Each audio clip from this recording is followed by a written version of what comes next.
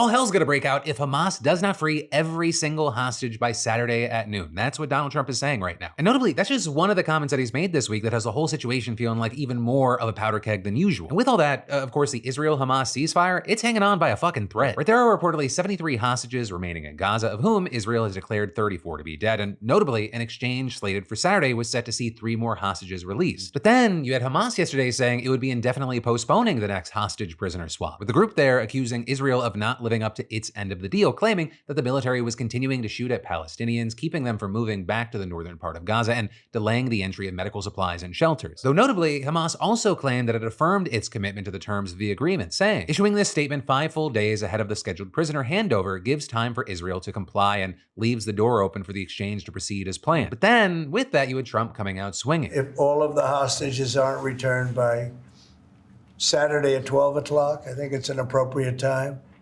I would say cancel it and all bets are off and let hell break out. You say all hell is going to break loose. Are you speaking about retaliation from You'll Israel? find out.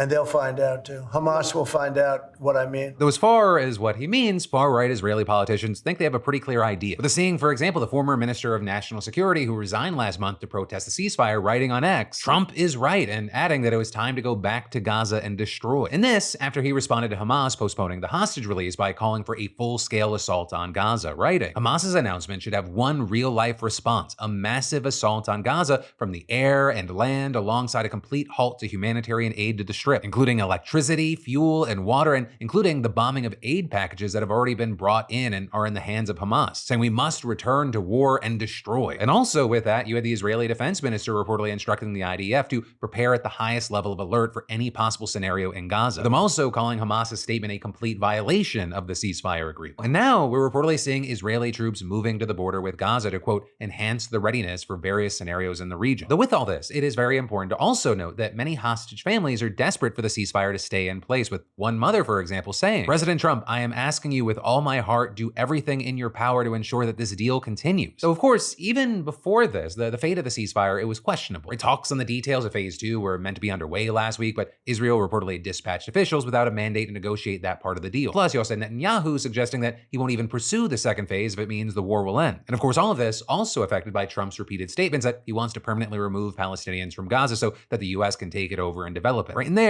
as we've talked about, many have said that Trump's plan may be considered a call for ethnic cleansing, and experts widely agree that it would violate international law. And specifically, you have them saying that it would be a war crime and a crime against humanity, and all of this, of course, is the US has staunchly supported Israel while it has been accused of war crimes, crimes against humanity, and genocide in the course of its war that has directly killed nearly 50,000 people in Gaza, possibly, though, many more. With all that, Trump has not backtracked. He's really only stepped up the rhetoric, with him, for example, in a newly released interview with Fox News' Bret Baier, saying unambiguously that Palestinians would not have the right to return to the land. Now it's essentially a demolition site. There's practically no building that's livable in the whole thing, on the whole Gaza Strip. I say we go in, we knock them all down, we just create some, no more Hamas, there's no Hamas there, there's nobody there. We move them into beautiful areas of the Middle East. I'd like to go to Egypt. They have a lot of land. I'd like to go to Jordan. I'd like to go to others. And we'll build beautiful communities for the 1.9 million people. We'll build beautiful communities, safe communities. Could be 5, 6, could be 2, but we'll build safe communities a little bit away from where they are, where all of this danger is. In the meantime, I would own this. Think of it as a real estate development for the future. It would be a beautiful piece of land. Would the Palestinians have the right to return? No, they wouldn't, because they're going to have much better housing, much better.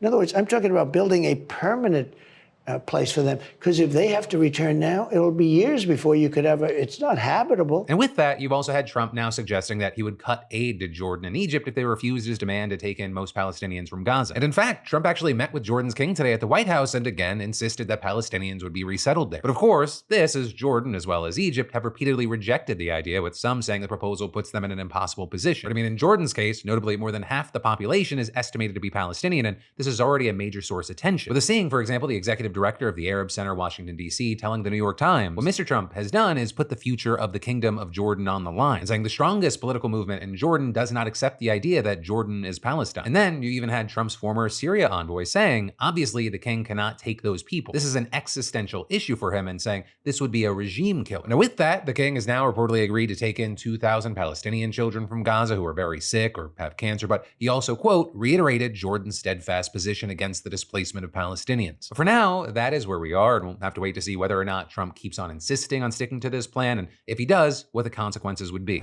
Hey, thanks for watching, and I hope you enjoyed this clip from the full Philip DeFranco show. And also, a big thanks to Squarespace for sponsoring our Clips channel. Turn your passion into profit over at squarespace.com/Phil, or use the QR code. Because whether you're launching a business or a lucrative side hustle, your website is your digital business card. It's the only space where you control the story, no algorithms or distractions. And with Squarespace, it's so easy because they got a ton of stunning professional templates with drag and drop editing that makes site design incredibly simple, no coding required. So get started for free at squarespace.com/Phil, or scan the QR code on screen and use code Phil for 10% off when ready to launch. Squarespace.com/Phil.